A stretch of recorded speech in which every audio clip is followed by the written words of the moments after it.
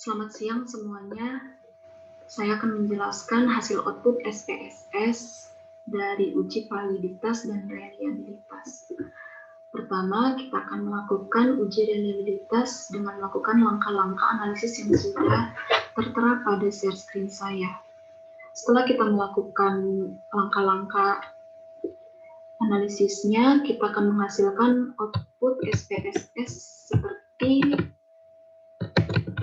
tabel berikut. Nah, dari tabel ini, saya dapat menyimpulkan bahwa output SPSS-nya menunjukkan bahwa konstruk autonominya memberikan nilai Cronbach alpha sebesar 77,3%, yang menurut kriteria bisa dikatakan reliable. Lalu yang selanjutnya kita juga melakukan hal yang sama pada konstruk rutin. Setelah itu kita akan mendapatkan hasil output yang seperti ini. Nah, dari tampilan output ini, saya dapat menyimpulkan bahwa konstruk rutinnya juga menghasilkan nilai Cronbach alpha sebesar 67,1%, yang menunjukkan kriteria dapat disimpulkan bahwa variabel rutin ini kurang reliable, karena dia berada di bawah standar ya. Selanjutnya, kita ke bagian uji validitas.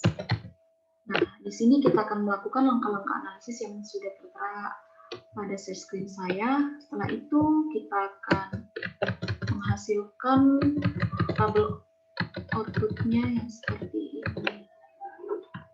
Nah, di sini saya dapat menyimpulkan bahwa output SPSS-nya ini terlihat bahwa korelasi antara masing-masing indikator, yaitu autonomi 1 sampai autonomi 4, terhadap total skor konstruk menunjukkan hasil yang signifikan. Jadi dapat disimpulkan bahwa masing-masing indikator pertanyaan adalah valid. Selanjutnya kita akan ke bagian ini. Nah, di sini kita akan melakukan uji analisis untuk konfirmatory faktor analisis. Nah, setelah kita melakukan langkah-langkah tersebut, kita akan menghasilkan output seperti ini. Nah, pada tabel yang pertama dapat dijelaskan bahwa SPSS-nya itu menunjukkan bahwa nilai KMO-nya itu sebesar 0,713, sehingga dapat dilakukan analisis faktor. Kenapa? Dikarenakan nilai yang dikehendaki kan harus lebih besar daripada 0,50. Namun nilai KMO-nya ini 0,713, sudah di atas 0,50. Berarti dapat dikatakan KMO-nya ini sudah dapat dilakukan analisis faktor. Begitu juga dengan nilai Bartlett test-nya dengan chi-square sama dengan 183,867 dan signifikan pada 0,000.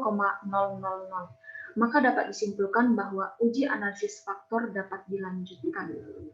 Nah, pada tabel yang kedua dapat kita lihat bahwa faktor 1 mampu menjelaskan variasi sebesar 40,495%, dan faktor 2 mampu menjelaskan variasi 18,643%, atau kedua, faktor mampu menjelaskan variasi 59,138%. Kita berharap bahwa faktor 1 akan berisi indikator-indikator autonomi 1 sampai autonom 4, sedangkan faktor 2-nya berisi indikator rutin 1 sampai rutin 4. Nah, lalu yang selanjutnya kita akan melihat